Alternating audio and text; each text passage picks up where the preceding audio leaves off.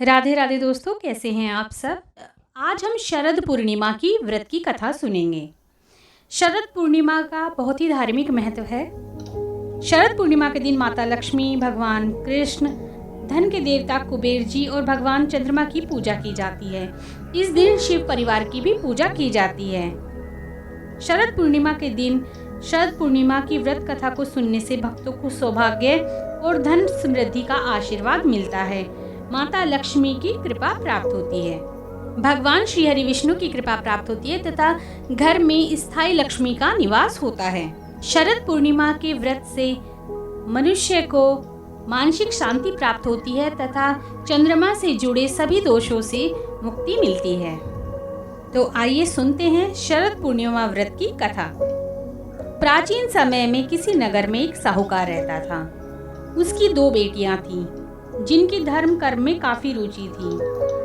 अपनी इस रुचि के चलते वो दोनों पूरी श्रद्धा से शरद पूर्णिमा का व्रत किया करती थीं।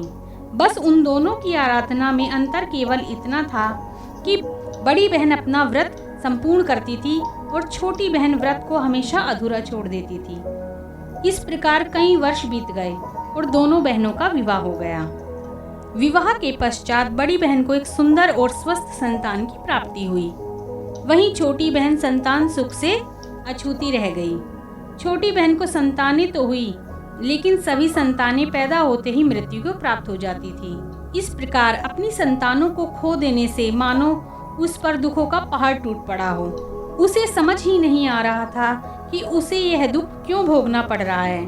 अपने इस प्रश्न के उत्तर की खोज में वह अपने पति के साथ एक ऋषि के आश्रम में पहुंच गई और उनसे बोली, हे मुनिवर, मैंने ऐसा क्या पाप किया है जिसके कारण मैं इतने समय से संतान सुख से वंचित हूँ। इस प्रश्न के उत्तर में ऋषि मुनि बोले, हे पुत्री, तुमने शरद पूर्णिमा का व्रत तो किया, लेकिन कभी उसे विधि विधान से पूर्ण नहीं किया है और इसी के कारण तुम्हें यह कष्ट भोगना पड़ रहा है। इसके बाद छोटी बहन को अपनी गलती का एहसास हुआ और वह बोली, मुझसे जाने अनजाने में बहुत बड़ा पाप हो गया है। मुनिवर, आप कृपा कर मुझे इस भूल को सुधारने का कोई उपाय बताएं। मैं सदा इसके लिए आपकी आभारी रहूंगी। ऋषि को उस पर दया आ गई और उन्होंने छोटी बहन को विधि पूर्वक शरद पूर्णिमा का व्रत करने के लिए कहा और बताया कि इस व्रत के पुण्य फल से ही उसे अपने कष्टों से मुक्ति मिल सकती है। छोटी बहन ने आखिरकार शरद पूर्णिमा का व्रत विधि विधान से पूर्ण किया और इसके परिणाम स्वरूप उसे पुत्र रत्न की प्राप्ति भी हुई। लेकिन भाग्य का खेल देखिए, यह संतान भी ज्यादा दिनों तक जीवित नहीं रह पाई। अपनी इस संतान को भी मृत देखकर छोटी बहन के पांव के तले से जमीन निकल गई। लेकिन इस बार उसे लगा कि शायद से अपनी बड़ी बहन के पुण्य फल से उसके पुत्र के प्राण वापस लौट आएं। और ऐसा सोचकर उसने अपनी संतान को एक पटरे पर चादर से ढककर लिटा दिया और अपनी बड़ी बहन को घर पर बुला लाई। जब बड़ी बहन घर पर आई तो उसने अपनी दीदी से बोला कि आप इस पटरे पर बैठ जाओ। जैसे ही बड़ी बहन बैठने लगी, उसके पल्लू ने उस शिशु को स्पर्श किया और वह रोने लगा। उस नन्हे से शिशु को रोता हुआ देख बड़ी बहन क्रोधित हो गई और गुस्से में बोली, तुम यह मुझसे कैसा पाप करवाने जा रही थी? अगर इस बच्चे को कुछ हो जाता तो? यह सुनकर छोटी बहन बोली, अरे दीदी, यह तो पहले से ही मृत था। यह तो आपके भाग्य से जीवित हो गया है। आपने हमेशा शरद पूर्णिमा का व्रत विधि पूर्वक किया है और यह उसी का ही फल है कि आपके पल्लू के स्पर्श मात्र से मेरी संतान जीवित हो गई है।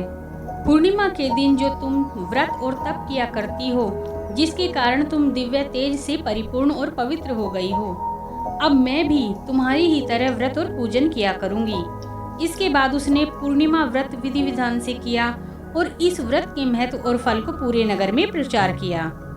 इस प्रकार माँ लक्ष्मी और भगवान विष्णु ने साहूकार की बड़ी बेटी की कामना पूर्ण कर सौभाग्य प्रदान किया और छोटी बेटी के भी आगे चलकर भाग्य खुल गए।